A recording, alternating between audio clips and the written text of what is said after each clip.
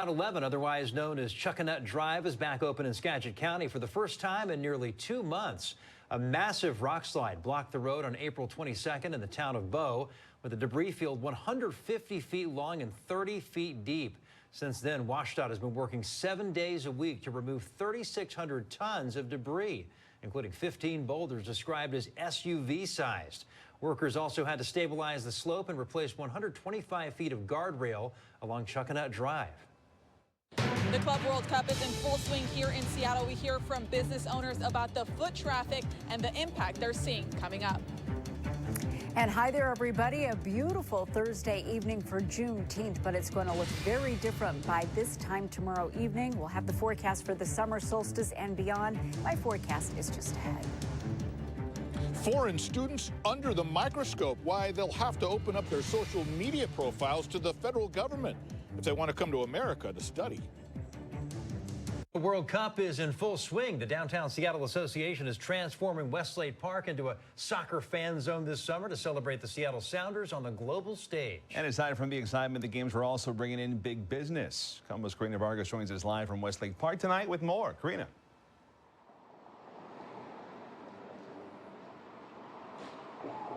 Yeah, Preston, Steve, soccer is taking over the city, and here at Westlake Park, dozens of fans came out to cheer on the Seattle Sounders. One business owner tells us that the foot traffic is bringing much needed business. Neon green took over the streets of Seattle as fans headed to Lumen Field to cheer on the Seattle Sounders during their match against Atletico Madrid. It's an exciting time for business owners who are welcoming fans. There's a lot of international people coming in and being able to interact with them and kind of show them what we think is like the best food in America, fried chicken, with a game going on. Can't beat it. Fans who did not go to the game at Lumen Field went over to Westlake Park, where the Downtown Seattle Association is hosting 5 free watch parties and turning this plaza into a soccer celebration. When you have these huge, large-scale events, it makes a lot of sense to have things that are free and open to the public for people to drop in and enjoy themselves in our public spaces. The FIFA Club World Cup matches are expected to draw thousands of visitors from downtown restaurants, bars, and nearby retailers. They say it's a much-needed boost for business. People that are coming in and experiencing Pioneer Square for the first time, or maybe the first time in a long time, we just kind of want to show them a good time and feed them. But those with Visit Seattle say this is just a small test run to what the 2026 FIFA World Cup will bring. When we look to next year, we're looking at over 750,000 people coming to Seattle-King County area over a 3-week period. Well, business owners tell us that they're taking advantage of the momentum and making sure that fans feel safe and welcome here in the downtown area. But for now, reporting live in Seattle, Karina Vargas, KOMO News. Karina, thank you. Tonight, Amazon is downplaying a report that it's ordering workers to relocate to its hubs in Seattle, Washington, D.C., and Arlington, Virginia. Bloomberg reports the mandate applies to corporate employees so they can be closer to their specific teams and managers. An Amazon spokesperson told KOMO News that there is not a company-wide mandate and said the number of affected workers is small relative to the overall workforce.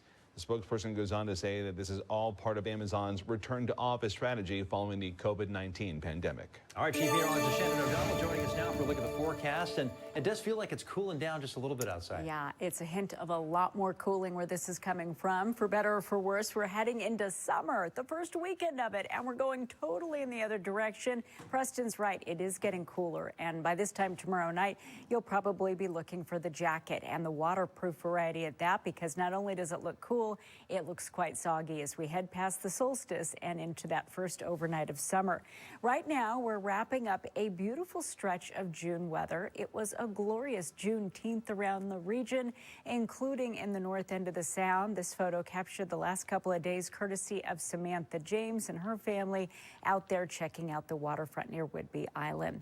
It was indeed a beautiful Thursday, but tomorrow the clouds are going to thicken quickly. The rain will follow suit, and we will see a good solid soaking by the time we hit the solstice. And that happens at 7:41 on Friday evening, by the way, and head on into Saturday morning. Midnight to 8 a.m. on Saturday in particular looks quite damp around here. So if you have outdoor plans, keep that in mind. Right now we are looking at a Thursday with the sun setting here behind the city skyline. It's really comfortable and temps are slowly deflating into the mid-60s, so it's not terribly chilly yet. But the onshore flow is starting to pick up, and that little sea breeze is a hint of that cooler air, along with the wet weather waiting out in the Pacific.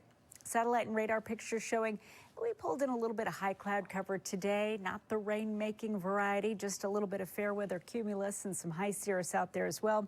But you can see the rain, the leading edge of it, knocking on the doors, starting to approach Cape Flattery and the entrance to the Strait of Juan de Fuca. By this time tomorrow night, we're really going to be looking at a lot of precipitation starting to move into western Washington.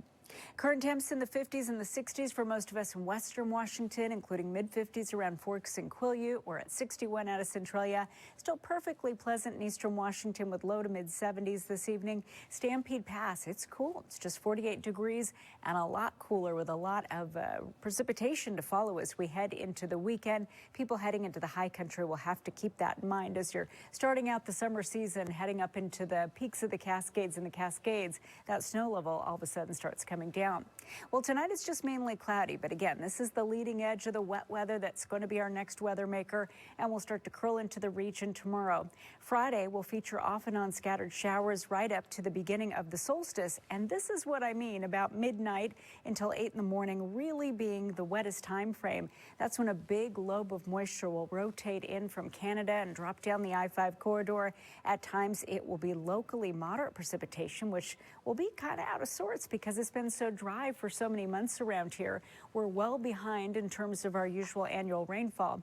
So to pick up a quarter of an inch in Seattle will be beneficial. Even more expected, nearly quarters of an inch there out of Whatcom County and Bellingham, and a solid half an inch of a soaking out of Chehalis and Kelso. Again, maybe not the timing we'd like to see since it's the first weekend of summer, but it certainly helps stave off that fire danger just a little bit longer as we head into what inevitably will be the drier part of the year. Overnight tonight, we drop into the 40s and the low 50s, still pretty quiet out there for now, but increasing clouds and an increasing chance for scattered showers throughout the day on Friday. And look at the temps coming down, upper 50s to low 60s around the sound as some of those showers start to rotate too. Wouldn't be out of the question to see a little bit of thunder, lightning, or hail tomorrow as it will be unsettled. Upper 50s out of Fidalgo Bay, same goes for Ocean Shores and Westport, off and on scattered showers from the coast to the I-5 corridor, and in eastern Washington, not looking like a great chance for showers quite yet, but that will change as we head into Saturday. So again, kicking off the solstice, that happens at 7:41 tomorrow evening. We officially hit summer with some wet weather Friday into Saturday. Highs the next couple of days struggling to even get out of the 50s. We're way behind on rainfall, 8.5 inches give or take since the beginning of October. So it helps to pick up a good half an inch or so of rainfall. Maybe not the best timing, but Sunday looks like the drier half of the weekend. Okay, Shannon, thank you. Of course. Straight ahead, an illegal immigration crackdown or a misunderstanding. Still ahead, the new details we're learning after federal agents were spotted near Dodger Stadium ahead of tonight's game.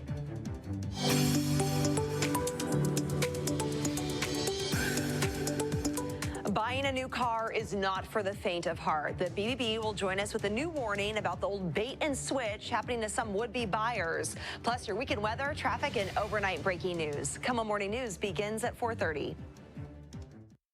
A showdown between Immigration and Customs Enforcement and the Los Angeles Dodgers. The team refused to let ICE agents set up operations in the team's parking lot today and reassured fans that tonight's game is on as scheduled. Video shows agents setting up right outside the parking lot entrance. The Department of Homeland Security says that the agents who were at Dodger Stadium were not from ICE, and their presence was not related to the immigration crackdown.